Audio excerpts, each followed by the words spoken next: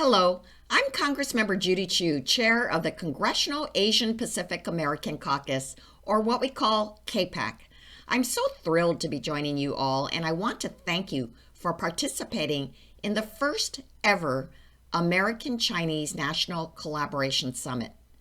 Let me start by thanking Jason Lam for his tremendous leadership of the American-Chinese United Association, such an important organization that works towards addressing the needs of the Chinese American community. I especially want to recognize the work that ACUA has done in building a network across the country to expand its influence among Chinese American populations. I want to thank ACUA for the work you all do to bolster civic engagement and help encourage Chinese Americans nationwide to get involved in the political process and advocate for our communities on issues that matter to us. I want to tell you that I never planned to run for office earlier in life because growing up I never saw other Asian Americans in politics.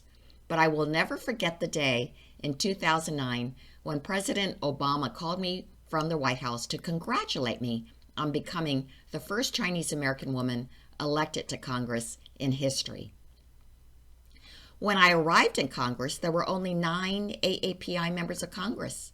I knew we had to increase these numbers, so I quickly got involved in CAPAC, and in 2011, I became the caucus chair.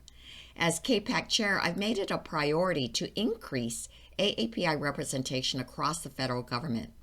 I'm so happy to say we now have 21 AAPI members of Congress, our highest number ever. And just in the past year, we in CAPAC have achieved many major accomplishments.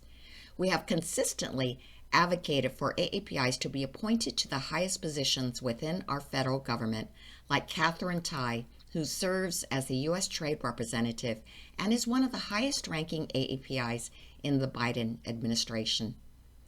To address the scourge of anti-Asian hate that has impacted AAPIs nationwide, we not only passed the COVID-19 Hate Crimes Act, but got it signed into law by President Biden.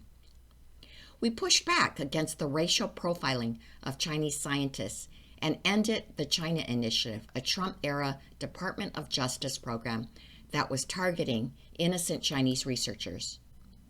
Most recently, we successfully sought to remove harmful anti-Asian provisions in the CHIPS and Science Act to ensure that bolstering our nation's competitiveness would not come at the expense of the civil rights of Asian Americans.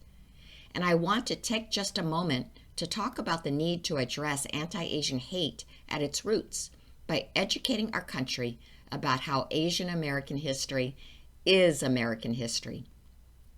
A few months ago, Representative Grace Meng's AAPI Museum study bill, the first step forward in creating a National Museum of Asian Pacific American History and Culture, was signed into law by President Biden.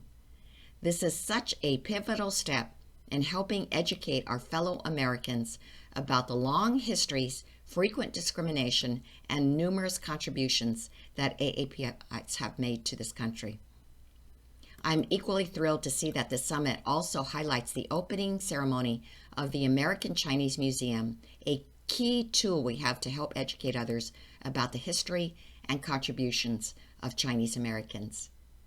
CAPAC was only able to deliver these wins for Chinese Americans and AAPI communities across the nation because we have a seat at the table in Congress where these decisions are being made. And we can only do it with the tireless advocacy of organizations like ACUA and with the support and engagement of each of you here this evening that has given you time to participate in this weekend's summit in service of the Chinese American community. So thank you again to each of you for being active members of our community and for all the work you are doing to help move the Chinese American community forward through your engagement with ACUA. Thank you.